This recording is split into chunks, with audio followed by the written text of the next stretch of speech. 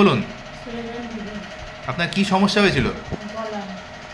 আপনার থাইরয়েডে ক্যান্সার ধরা পড়েছিল। তো আগে বহরমপুরে একটা অপারেশন হয়েছিল, সেটা হওয়ার পর ক্যান্সার ধরা পড়ে, দিয়ে তারপরে আপনি এখানে ঠাকুরপুকুর ক্যান্সার হাসপাতালে আসেন। এবার অপারেশনের পরে কি কি সমস্যা আপনি কিছু ফেস করছেন? গলার আওয়াজে কোনো পরিবর্তন বুঝতে পারছেন?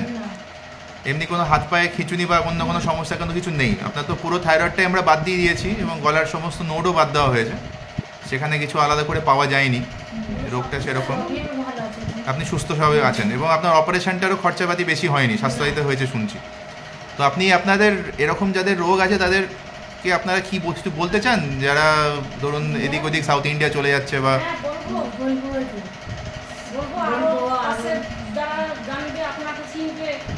না, মানে মেনলি এটাই বলার যে ক্যান্সার রোগ ধরা পড়লে তারা যেন ক্যান্সার হাসপাতালেই আসে, কারণ একমাত্র ক্যান্সার হাসপাতালেই সঠিক চিকিৎসা পাওয়া যায়।